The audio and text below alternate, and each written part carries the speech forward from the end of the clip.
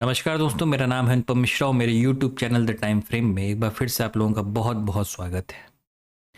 दोस्तों, हम लोगों ने बात की थी कि अगर मार्केट हमें एक गैप अप ओपनिंग देता है और हमारा जो पहला टारगेट है 18,125, अगर मार्केट खुलते ही उसे अचीव कर लेता है तो हमें यहाँ से बाइंग को अवॉइड करना पड़ेगा।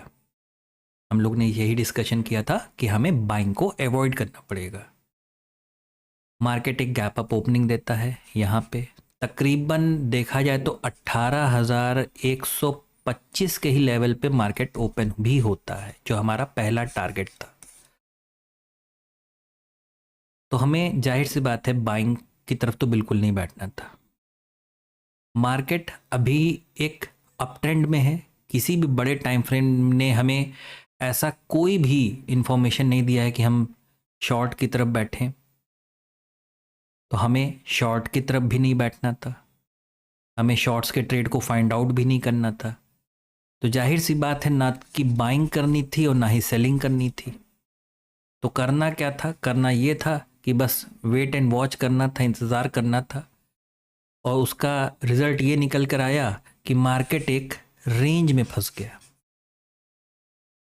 अगर यही मार्केट एक गैप अप ओपनिंग के बाद डायरेक्ट नीचे की तरफ आता, किसी प्रकार का कोई प्राइस एक्शन बनाता, उसके बाद अगर वो ऊपर की तरफ जाता, तो हम एक बाइंग के ट्रेड में बैठ सकते थे, क्योंकि सेलिंग तो हमें करनी ही नहीं थी।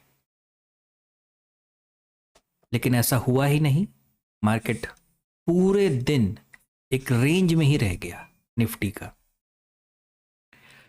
आइए देखते हैं डेली चार्ट पे हमें किस प्रकार का कैंडल मिला है।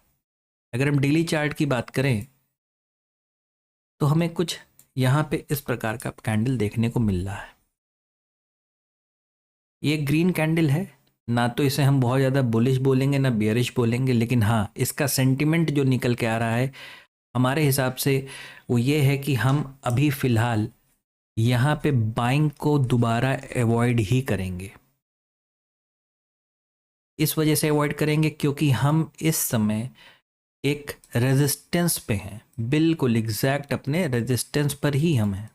अगर हम यहाँ पे अपने डेली चार्ट को देखें तो हम यहाँ पे एक रेजिस्टेंस पे टकरा चुके हैं। रेजिस्टेंस के अंदर इनफैक्ट हम काम कर रहे हैं। तो बाइंग हमें थोड़ा अवॉइड करना पड़ेगा। सेलिंग का जो लेवल अब हमारे लिए निकल के आएगा वो होगा 18,100। 18,100 का ये जो लेवल है, अगर मार्केट इसके नीचे एक घंटे का कैंडल कोई क्लोज करता है, ध्यान दीजिएगा दोस्तों, एक घंटे का कोई कैंडल क्लोज करता है, क्लोज भी करे और तकरीबन एक घंटा मार्केट इस लेवल के नीचे बिताए भी, तब हमें जाके यहाँ पर सेलिंग की तरफ कुछ सोचना है प्राइस एक्शन बनने के बाद। ध्यान दीजिएगा, कुछ चीज़ें हैं वो इतनी ज़रूरी होती हैं, जैसे कि डायरेक्शन। कभी भी आप कोई भी ट्रेड अगर आप स्टॉक मार्केट में लेना चाहते हैं तो सबसे पहले जो आपके दिमाग में बात आनी चाहिए वो है डायरेक्शन। हमारा डायरेक्शन क्या है? जैसे इस समय हम एक अप ट्रेंड में तो थे, लेकिन हम बिल्कुल अपने रेजिस्टेंस पे हैं। तो यहाँ पे बाइंग करना कोई बहुत ज़्यादा ठीक नहीं होगा। अगर यहाँ से मार्केट ऊपर निकलता भी तो हम इसे छोड़ देंगे, जाने देंगे। नीचे आने के लिए अब हमें तैयारी करनी है, तो वो हमारा लेवल निकल के आ रहा है 18,100 का लेवल, कि अगर इसके नीचे मार्केट रुकता है, ठहरता है, तो हम जाके शॉर्टिंग की तरफ देख सकते हैं। आइए दोस्तों देखते हैं कि बैंक निफ्टी में अब हमें क्या देखने को मिल सकता है। दोस्तों, बैंक निफ्टी भी यहाँ पे एक हमें बेयरिश रिवर्सल कैंडल जैसा कुछ फॉर्मेशन क्रिएट किया है। चांसेस हैं कि हम यहाँ से नीचे की तरफ आ सकते हैं। यहाँ पे भी हमें बिल्कुल वही स्ट्रेटेजी अपनानी पड़ेगी जो हम अभी तक निफ्टी को लेके चल रहे हैं। हम ऑलरेडी एक रेजिस्टेंस पे हैं, या तो हम यहाँ पे मार्केट में थोड़ा समय बिताएं और उसके बाद हम ऊपर की तरफ अगर ब्रेक करें तो हम ऊपर की तरफ बाइंग को देख सकते हैं, वरना अभी यहाँ पे भी हमें बाइंग को अवॉइड ही करना है। दोस्तों, इस चीज़ का ध्यान रखिए, सपोर्ट के लेवल पे बाइंग की जाती है और रेजिस्टेंस के लेवल पे सेलिंग की जाती है। लेकिन ये भी डिपेंड करता है सेंटिमेंट टू सेंटिमेंट, मार्केट इस समय करना क्या चाह रहा है।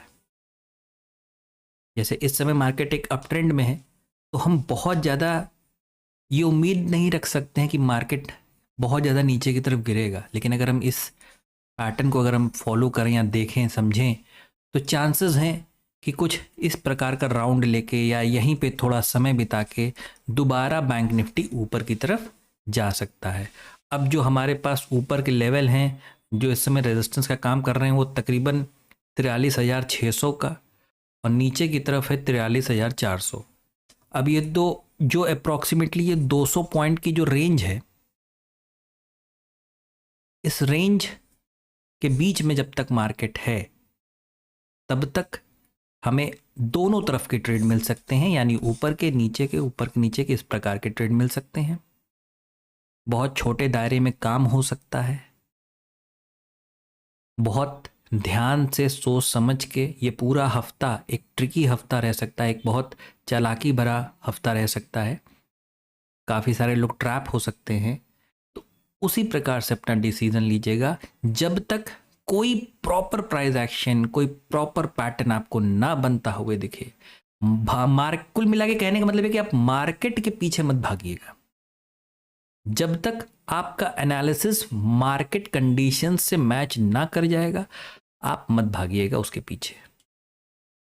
1 आवर के चार्ट पे अगर हम देखें तो यहां पे हमारा जो लेवल निकल के आ रहा है वो है तकरीबन 43,300। अगर हम 43,300 के नीचे आते हैं, बिल्कुल उसी तरीके से थोड़ा समय बिताते हैं, किसी प्रकार का कोई प्राइस एक्शन क्रिएट करते हैं, तो हम बैंक निफ्टी में थोड़े समय के लिए सेलिंग की तरफ देख सकते हैं। फिलहाल बाइंग के लेवल को अभी फिलहाल के लिए हम अवॉइड करेंगे। यहाँ पे ज़रूर हमें यहाँ पे एक रेंज बनती हुई दिख रही है, लेकिन हम नीचे से इतना ऊपर आ चुके हैं कि फिलहाल अभी हम इस तरफ की बाइंग को बैंक निफ्टी या निफ्टी में थोड़ा सा अवॉइड करेंगे। दोस्तों, आप मार्केट में जितना ज़्यादा रुकेंगे, जितना ज़्यादा अपना पेशेंस दिखाएंगे, मार्केट उतना ही ज़्यादा आपको रिवॉर्ड करेगा।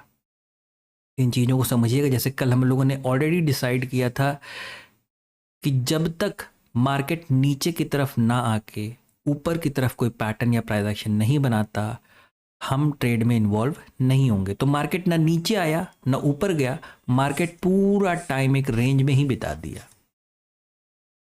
दोस्तों, ये मेरा एनालिसिस कल के लिए यानी 3 मई के लिए है।